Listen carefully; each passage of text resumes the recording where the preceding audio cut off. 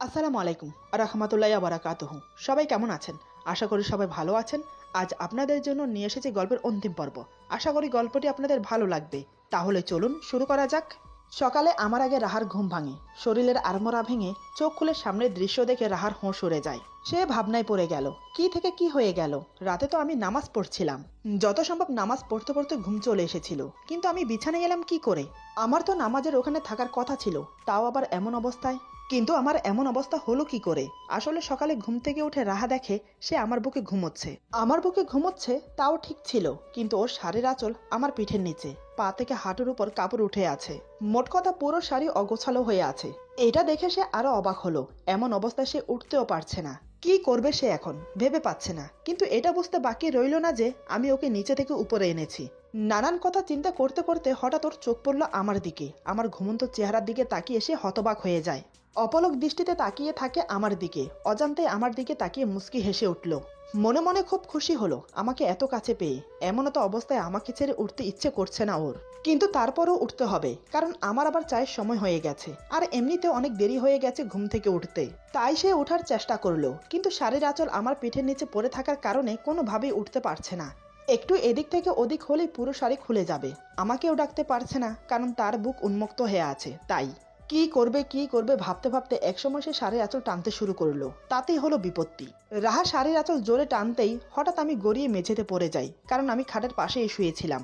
আমাকে পড়ে যেতে দেখে রাহা শাড়ি ছেড়ে আমাকে ধরতে চাইলো, কিন্তু তার আগেই আমি পড়ে গেছি। ঘুমন্ত অবস্থায় মেঝেতে পড়ে আমার নাজেহাল। ঘুম ঘুম ভাব নিয়ে উঠে বসলাম।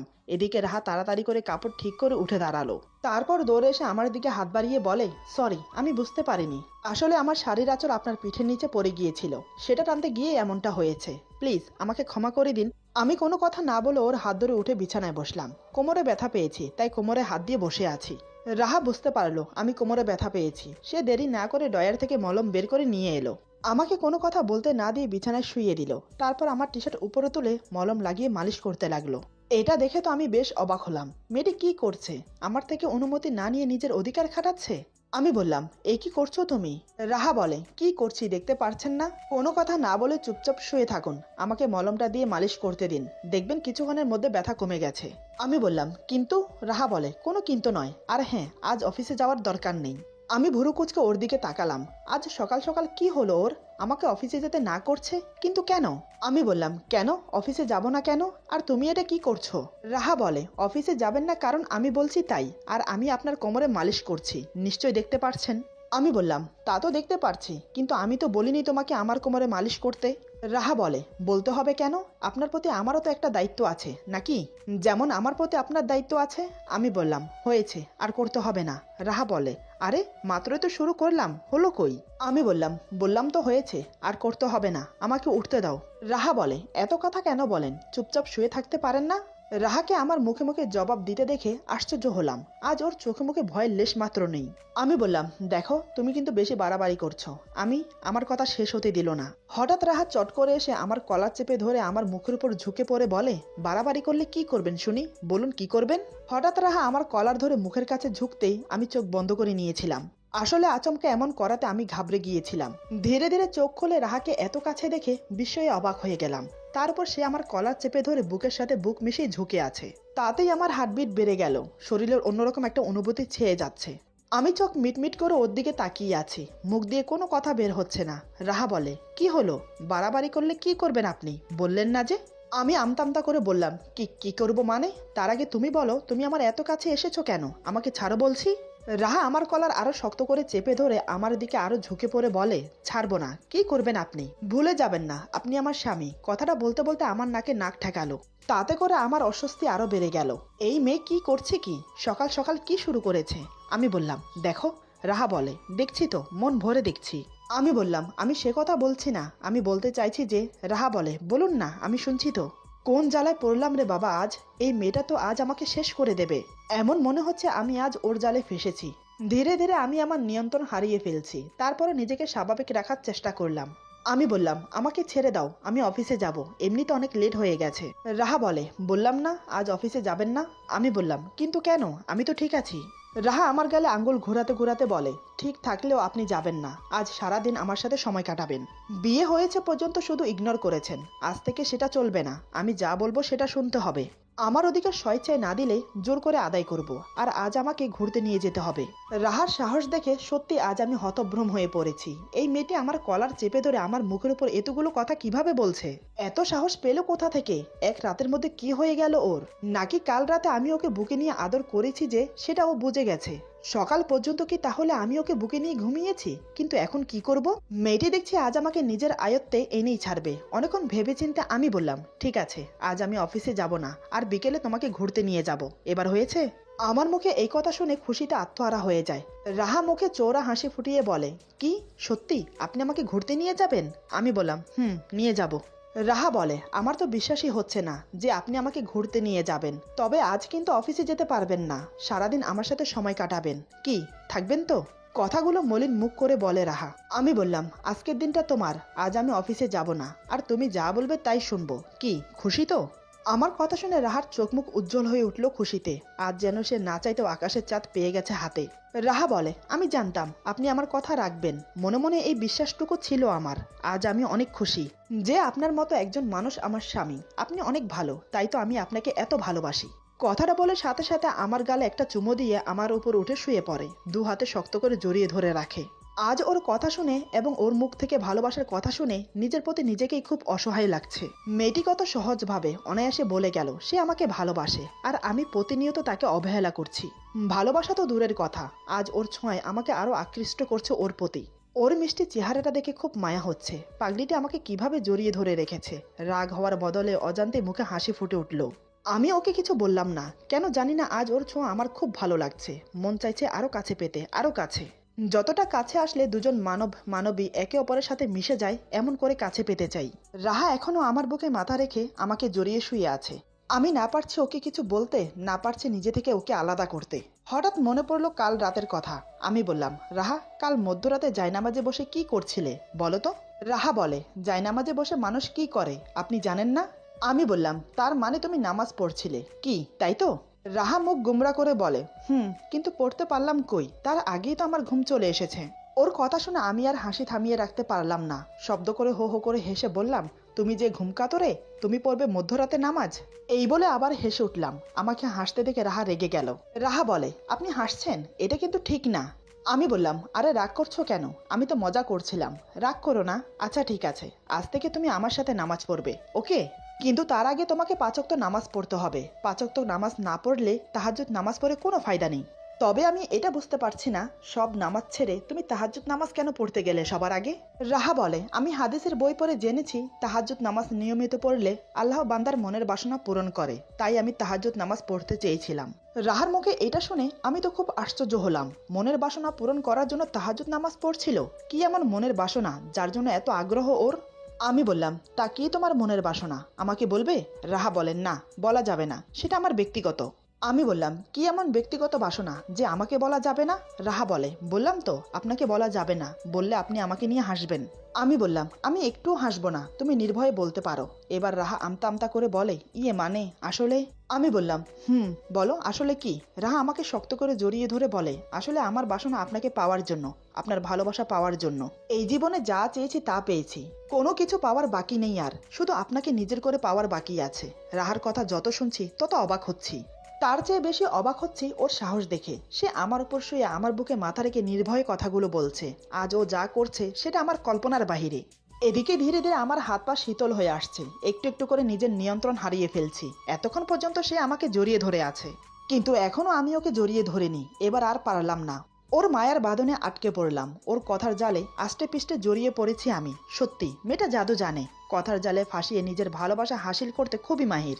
এবার আমি ধীরে ধীরে 2 হাতে রাহাকে শক্ত করে জড়িয়ে ধরলাম, নিঃশব্দ ওর কপালে চুমু এঁকে দিলাম। আমি বললাম, তুমি আমাকে এত ভালোবাসো? রাহা বলে, আমি বললাম, আমার কিউট বউটা যে এত ভালোবাসে আমাকে, আমি তো বুঝতেই পারিনি।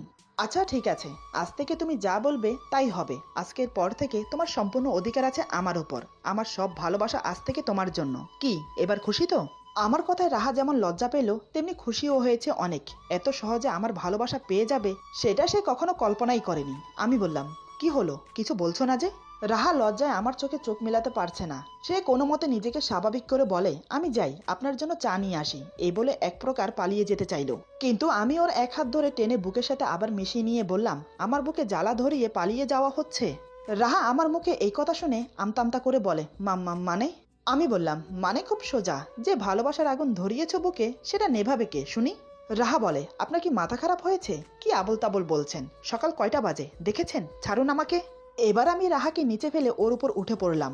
রাহা বলে, কি জ্বালায় পড়লাম রে বাবা, এ কি করছেন আপনি? সকাল সকাল এটা কিন্তু ঠিক হচ্ছে না। আমি বললাম, ও তাই বুঝি? আমি কিছু করলে সেটা ঠিক হচ্ছে না? এতক্ষণ ধরে তুমি যা করেছো সেটা ঠিক, কি তাই তো? রাহা বলে, আমি আবার কি করলাম? আমি বললাম, কি করলাম নয়, কি কি করনি সেটা বলো। আমার উপর শুয়ে আমার বুকে মাথা রেখে আমাকে জড়িয়ে ধরে যে আগুন আমার শরীরে লাগিয়েছো সেটা না নেভা পর্যন্ত তো আমি তোমাকে যেতে দেব না। আমার কথা শুনে রাহা ঘাবড়ে গেল। রাহা আমতা করে বলে, মানে কি কি করবেন আপনি? আমি মুচকি এসে বললাম, কি করব বলবো কেন? তার চেয়ে বরং আমি করে দেখাই তোমাকে। এই বলে আমি ওর ঠোঁটে ঠোঁট ডুবিয়ে দিলাম। আমার ঠোঁটের পরশে রাহা নিস্তব্ধ হয়ে গেল, সুখের আবেশে চোখ বন্ধ করে নিল। আমি ওকে জড়িয়ে ধরে নিজের সাথে মিশিয়ে নিলাম, একে অপরকে খুব শক্ত করে জড়িয়ে ধরলাম। ধীরে ধীরে ওর বুক থেকে শাড়ির আঁচল সরিয়ে দিলাম, মুখ গুজে দিলাম ওর বুকের মাঝখানে। তাতেই শিহরিত হয়ে আমার মাথা শক্ত করে চেপে ধরে ওর বুকের সাথে। আমার মাথা চুল খামচে ধরে চুমু খেতে থাকে অবিরত। ওর শরীরের কাপড় এক এক করে খুলে ফেললাম। ধীরে ধীরে লিপ্ত হলাম সঙ্গমে। রাহা অনেক বাধা দেওয়ার চেষ্টা করলো, কিন্তু আমি ওর কোনো কথা শুনলাম না। আসলে দিনের বেলা এসব করতে লজ্জা করছিল। রাহা একটিবারের জন্য চোখ খুলে দেখেনি। সেই যে চোখ বন্ধ করেছিল এখনো পর্যন্ত চোখ বন্ধ করে আছে। এইদিকে আমার মুখে পরিতৃপ্তির হাসি। যৌন মিলন যে এত সুখময় আগে জানতাম না। একসময় ক্লান্ত হয়ে ওর উপর শুয়ে পড়লাম। ওর বুকে মুখ গুজে জোরে জোরে নিঃশ্বাস নিতে লাগলাম। রাহা আমার মাথা চুলে হাত বুলিয়ে বলে, সকাল সকাল এটা কি হলো? এটা কিন্তু একদম ঠিক হয়নি। আমি ওর বুক থেকে মাথা তুলে ওর নাক টিপে ধরে বললাম, কেন এমন ভাবে বলছো যেন তুমি মজাই পাওনি? আমার কথা শুনে রাহার মুখ লজ্জায় লাল হয়ে যায়। রাহা বলে, ছি, আপনার মুখে কিচ্ছু আটকায় না। আমি বললাম, আরে এখানে লজ্জা পাওয়ার কি আছে? স্বামী স্ত্রীর মাঝে শারীরিক সম্পর্ক এটা তো কমন ব্যাপার। তবে যাই বলো, আমার কাছে কিন্তু দারুণ লেগেছে। পরিতৃপ্তির শান্তি পেলাম। রাহা বলে, আপনি চুপ করবেন? কি সব বলে যাচ্ছেন? এবার আমি ওর ঠোঁটে চুমু দিয়ে বললাম, এই আরেকবার হয়ে যাবে নাকি? রাহা বলে, না না, আমি আর পারবো না। এই 1 ঘন্টা ধরে যা করেছেন তাতে আমার পুরো শরীর ব্যথা করছে। আরেকটা কথা, এতক্ষণ করার পরেও কি আপনি ক্লান্ত হননি? আপনার শরীরে কোনো ক্লান্তি আসেনি? আমি বললাম, আরে ধুর, এটুকুতে কেউ ক্লান্ত হয় নাকি? আমার তো আরো মন চাইছে। এই হয়ে যাক না একবার। রাহা বলে, না, অনেক বেলা হয়ে গেছে, আমাকে ছাড়ুন, উঠতে হবে আমাকে। আমি বললাম, ধুর, এটুকুতে তুমি ক্লান্ত হয়ে গেলে? কোথায় ভাবলাম আজ সারাদিন। রাহা আমার নাক টেপে দিয়ে বলে, সারাদিন কি? হ্যাঁ, বাড়িতে মা বাবা আছে, সেই দিকে আপনার কোনো খেয়াল আছে? তারা কি ভাববে বলুন তো? আর এমনিতেও আপনারা ছেলে, আপনাদের কোনো ক্লান্তি আসবে না। সব সমস্যা তো শুধু মেয়েদের। আর এই প্রথম শারীরিক সম্পর্ক করেছি, প্রথম প্রথম একটু তো সমস্যা হবেই, সেটা নিশ্চয় বুঝতে পারছেন। আমি বললাম, ঠিক আছে ঠিক আছে, আমাকে এত জ্ঞান দিতে হবে না, তবে রাতে কিন্তু ছাড়বো না, সারা রাত কিন্তু চাই। রাহা এবার আমার কপালে একটা চুমু দিয়ে বলে, শুধু রাত কেন, যেদিন আপনি আমাকে বিয়ে করেছেন সেদিন থেকেই তো আমি আপনার হয়ে গেছি। যখন মন চাইবে তখন আপনার ভালোবাসা আমার উপর উজাড় করতে পারেন। আমি ওর ঠোঁটে চুমু দিয়ে বললাম, তোমাকে আমি সারা জীবন ভালোবাসবো, কখনো কষ্ট দেব না। এতদিন তোমাকে অবহেলা করার জন্য সরি, প্লিজ আমাকে ক্ষমা করে দাও। রাহা আমার মুখ চেপে ধরে বলে, ছি, অমন করে বলতে নেই, আপনি আমার স্বামী, আমার কাছে ক্ষমা চেয়ে আমাকে ছোট করবেন না। আমি বললাম, তাহলে তুমি আমাকে তুমি করে বলো। রাহা বলে, ঠিক আছে, এখন আমাকে ছাড়ো, তাড়াতাড়ি ফ্রেশ হয়ে নিচে যেতে হবে, এমনিতে অনেক দেরি হয়ে গেছে। মা বাবা দাদু নিশ্চয়ই উঠে গেছে, সবাইকে চা দিতে হবে, সাথে তোমাকেও। আমি ওর কোমর জড়িয়ে ধরে বললাম, কিন্তু আমার যে তোমাকে ছাড়তে ইচ্ছে করছে না, ইচ্ছে করছে তোমার বুকে এভাবে মাথা রেখে শুয়ে থাকি। রাহা আমার মাথায় হাত বুলিয়ে বলে, সারা রাত না হয় আমার বুকে এভাবে থেকো, এখন ছাড়ো লক্ষ্মীটি। আমি বললাম, রাহা বলে, একটা কথা বলি? আমি বললাম, বলো। রাহা বলে, আমি বিশ্বাস করতে পারছি না, কিছু না করে এত সহজে তোমাকে পেয়ে গেছি, এমন মনে হচ্ছে আমি স্বপ্নের মাঝে আছি। আমি বললাম, কিছু না করে মানে? সকালে ঘুম থেকে ওঠার পর থেকে কি কি করেছো সব ভুলে গেছো? রাহা বলে, কই, তেমন কিছুই তো করলাম না, সামান্য একটু তোমার উপর উঠে তোমার বুকে মাথা রেখে শুয়ে 2-4টা ভালোবাসার কথা বলেছি। কই, জটিল কিছু তো করিনি। আমি বললাম, এটা তো জটিলের থেকেও বড় কিছু। একটা ছেলের স্পর্শে কোনো মেয়ে আসলে সেই ছেলে নিজেকে কোনোভাবেই কন্ট্রোল করে রাখতে পারে না, আর সেই জায়গায় তো তুমি আমার স্ত্রী। প্রতিনিয়ত তুমি আমার এত কাছে থাকো যে আমি নিজেকে ধরে রাখতে পারি না। কাল রাতে তো তুমি আমার বুকে ঘুমিয়েছো, তোমাকে আমি আদর করেছি, এভাবে মাঝে মাঝে তুমি আমার বুকে এসে ঘুমাও। রাহা বলে, তার মানে তুমি আমাকে রাতে মাঝে মাঝে আদর করতে? আমি বললাম, কি করব বলো, তুমি তো নিজে থেকেই আমার কাছে ধরা দাও, তখন আমি আর নিজেকে ধরে রাখতে পারি না। রাহা মুখ বেজার করে বলে, ঠিক আছে, আজকের পর থেকে আমি তোমার থেকে দূরে থাকবো। আমি বললাম, এটার হচ্ছে না লক্ষ্মীটি, যেখানেই থাকো সেখান থেকে তুলে নিয়ে আসবো তোমাকে, তারপর আমার বুকে জড়িয়ে ধরে আদর করব। এই বলে আমি আবার শুরু হয়ে গেলাম। রাহা শত বাধা দিয়েও আমাকে আটকাতে পারলো না। অবশেষে আমি আর রাহা আবার শারীরিক সম্পর্কে লিপ্ত হলাম। একসময় ক্লান্ত হয়ে ওকে ছেড়ে দিলাম। রাহা উঠে যেতে যেতে বলে, সত্যি তুমি অনেক খারাপ, এত না করা সত্ত্বেও শুনলে না। আমি মুচকি এসে ওকে বললাম, ভালোবাসি লক্ষ্মীটি। রাহা মুখ বেঁকিয়ে বলে, হয়েছে হয়েছে, আমাকে আর মিষ্টি কথায় ভোলাতে হবে না। এই বলে সে উঠে চলে গেল ফ্রেশ হতে। তারপর থেকে শুরু হয়ে গেল আমাদের ভালোবাসা। শ্যামলা কালো এসবের কোনো মানে রাখে না, আসল হচ্ছে মনুষ্যত্ব। আজকের গল্প এখানে সমাপ্ত। আশা করি গল্পটি আপনাদের ভালো লাগবে। যদি ভালো লাগে তাহলে লাইক, কমেন্ট এবং সাবস্ক্রাইব করে আমাদের পাশে থাকুন। অনেকে আছেন ভিডিও দেখেন, গল্প শুনেন, অথচ সাবস্ক্রাইব করেন না। প্লিজ প্লিজ চ্যানেলটা সাবস্ক্রাইব করে দেবেন আর আপনাদের বন্ধুদের সাথে বেশি বেশি করে শেয়ার করবেন। সবাই ভালো থাকবেন, সুস্থ থাকবেন। আল্লাহ হাফেজ।